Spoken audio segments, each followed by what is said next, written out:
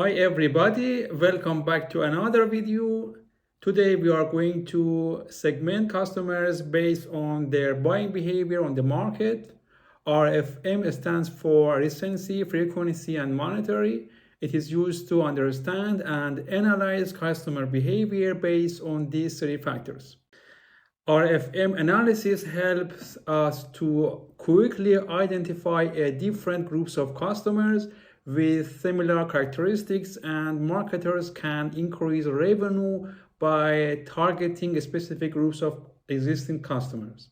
The idea is, with the transaction history we have, segment customers based on the three factors. Recency variable shows how recently a customer has purchased. Frequency shows how often the customer purchased in the past. Monetary shows how much the customer spent overall. I used the clustering technique using k-means to group customers into subgroups based on their similarities on RFM metrics. The data set that I'm going to work with is from the University of California, Irvine at Center for Machine Learning and Intelligence System. I'm going to post it if you want to download it and take a look at it. I will be doing the analysis in the Jupyter Notebook. From the transaction data we have, we calculate RFM values. First of all, I import libraries I will need for analysis today. I load the data in Panda. Let's take a look at first 5 rows of the transaction data. We can get the dimensionality of data. There are more than 500,000 records in this dataset. Each row represents the transaction that occurs. Our data set consists of 8 columns. To get the data into the format that I need for RFM analysis, I filter necessary columns or drop unnecessary columns. A stop code is an identification number for the product purchased, which I don't need it. I don't need description of product and the country customer purchased from because I don't do geographic segmentation. For RFM segmentation, we need 5 data points. We need a customer ID, invoice date, we need quantity and unit price to calculate the amount of transaction, and we need invoice number to calculate frequency. With these 5 data points, we can build a customer segmentation. Let's see if our data set we are going to work with has some missing value. We can use either drop NA method or not NA method. We have many data that customer ID is missing. Since we are trying to categorize our customers, customer ID is one of the main features. Because there is no way to get the number of customer ID, we remove them. We use not NA method to pick out customers that customer ID is not missing or non-value. Notice that not NA method return a Boolean object, true or false. We can get the first transaction and the most recent transaction data. We can see that the period of our study is about 1 year. Next, I want to see if I have transaction which contains unit price and quantity as negative values. Ideally, unit price shouldn't be negative in a normal transaction. However, for some reasons, in the data point, unit price contains negative value.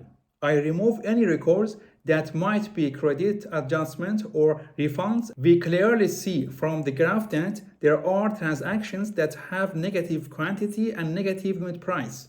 We have over 8,000 entries that have negative values. Let's drop all records that have negative values to get the better understanding of our data set. Let's plot quantity against unit price.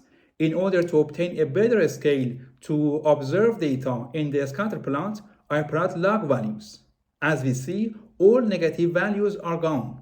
After we complete this pre-processing stage, we can start calculating recency, frequency, and monetary values of each customer. I don't know how much a customer spent. The first step is to calculate revenue. Revenue will be calculated by multiplying quantity and unit price. I create a new feature, name it revenue, and add this column to the existing data frame. and drop columns that I don't need. Let's start with recency. What I'm going to do is to get the most recent data of invoice, which is the end date here. I apply max method to invoice date column. It gives me the most recent date that the transaction happened. We are going to use that to calculate a snapshot date. We take 1 day after the last invoice date of our data as the snapshot date. I import datetime library. It gives me a single value. A snapshot date is December 10th, 2011. I'm going to group this by customer ID. By using group by, I build groups based on customer ID, which gives me group by object. And I apply an aggregate method to these data frame group by objects. We can pass a dictionary mapping columns names to operations to be applied on that column. To each element of the column invoice date, I applied lambda function. I get the most recent transaction date using math and subtract it from a snapshot, and then I get the date part of that without time information. The frequency is the number of transactions that customer made. For frequency, we count the transaction for each customer in our dataset. We know each invoice issued was assigned a unique invoice number, therefore we apply count to invoice number column. Next, I calculate monetary. To calculate monetary value, I apply sum function on revenue column. Lastly, I rename columns as recency, frequency, and monetary value using rename function. It can take as arguments a dictionary of pairs. After we apply a group by, the customer ID, which is our group name, became an index, but we can reset index. I print the header to see the top 5 rows. Right now, the dataset consists of recency, frequency, and monetary value. We can show up the relationship between monetary and recency using rel plot, relation plot. It shows correlation between how recently a customer made the purchase and their monetary value. As we can see from the plot, a great amount of customers made purchase less than 100 days ago, and we have a few customers with high monetary value who haven't had a purchase in over 200 days. What kinds of specialized message can we use to bring the shopper back to the business? We have a few outliers, shoppers with low frequency and high monetary value. What would you do to boost engagement with shopper of low purchase frequency product? K-means is one of the most popular unsupervised learning methods. It is simple and fast. It works well, but despite these advantages, it has also its limitation. We have to make sure that the variables are not scaled, have symmetric distributions. And also K-means works better when the variables have the same means and variance. Because K-means algorithm use distance-based measurement to determine the similarity between data points, it is recommended to standardize the data to have the mean of 0 and the standard deviation of 1. We have to manage the skewness of variables. Let's visualize each variable to examine the distributions. It is pretty clear that all the variables are skewed and not following a normal distribution. We see recency is very heavily right skewed.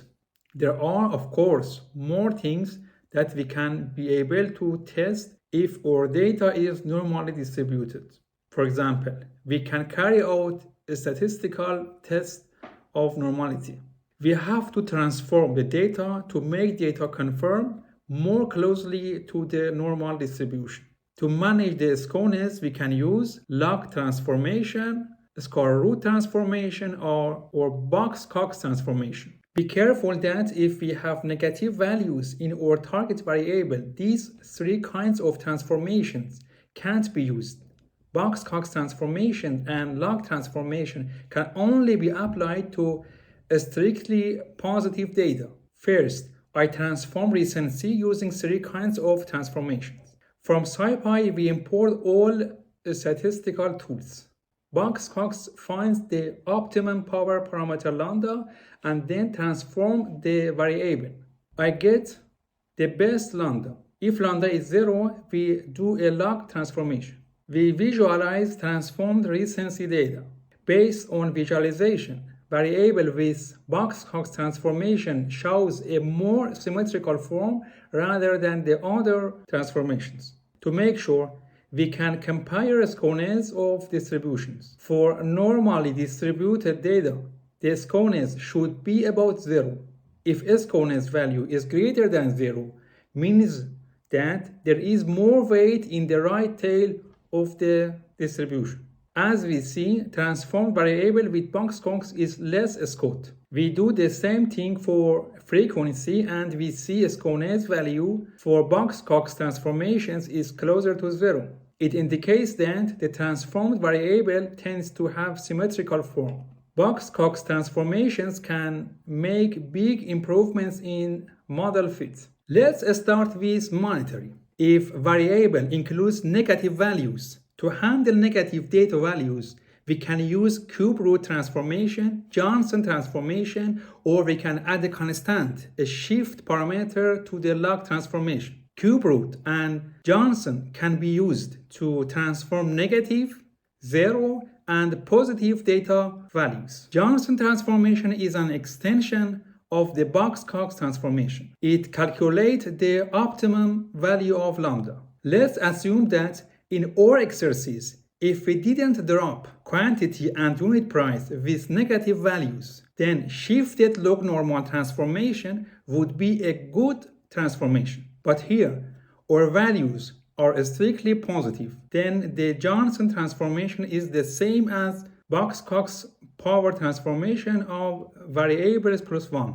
Next, we will add a constant value, 1 minus minimum value of the variable, and take a log transformation. Note that this term is always positive. As we see, by using Johnson transformation, we will have a data that less skewed. The skewness value declines from 19.3 to minus 0.0. Therefore, we can transform the RFM table with this code. When we examine our customer segmentation using k-means, it will be very important to ensure that we scale our data to center the mean and standard deviations. Can we use the data right now? Not yet. If we look at the plot once more, each variable doesn't have the same mean and variance. We have to normalize it. We shouldn't normalize the data first because normalization forces data to have negative values and log will not work. Log transformation and Boxcox transformation only works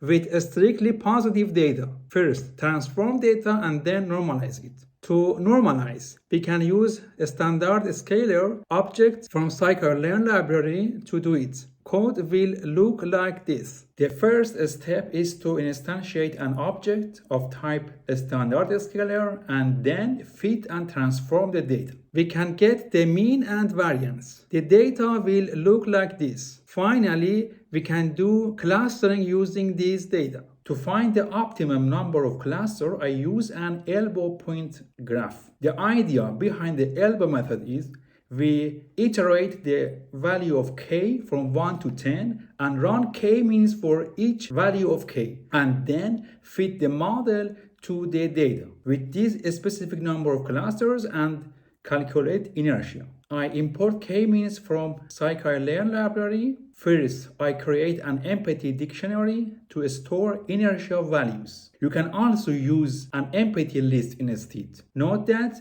if I use a list, I can use append method to add new value to the list. WCSS stands for within cluster sum of square, also known as inertia. Inertia is the sum of square distance between each point and the centroid in cluster. It measures how well a data set was calculated by k-means. K is the K of dictionary. For each value of k, we make an instance of the method with this k clusters and then fit the model to the data. Next, we record the inertia by appending its value to the dictionary. We make an instance and add the inertia to the dictionary. We assign the inertia to the k. With each iteration, k will be incremented. The inertia will be recorded again. At the end, I will plot the number of clusters against inertia using the point plot function from the Seaborn and identify an elbow in the plot. A good model is one with low inertia and a low number of clusters k. Notice that inertia continues to decrease as we increase k. As more centroids are added, the distance from each point to its closest centroid will decrease. To find the optimal number of clusters from a dataset, we have to select the value of k at the elbow. Find the point where the decrease in inertia begins to slow. We can see there is a point where the inertia curve starts to bend, known as the elbow point. Based on our observation, K3 is the elbow point and is the best hyperparameter for our model because the next k value tend to have a linear trend. Let's train the model on the dataset with a number of cluster 3. We can check out the statistics. To visualize cluster data, we use 3D cluster plot. To visualize the data in two-dimensional space, I use dimensionality reduction technique using TSNE. It reduces the dimension to 2. I set n components equal 2. 2 is the number of dimensions I want to reduce data sets. If I don't set a random state to a special number, running 2 times might result different outcomes because this is a randomized algorithm.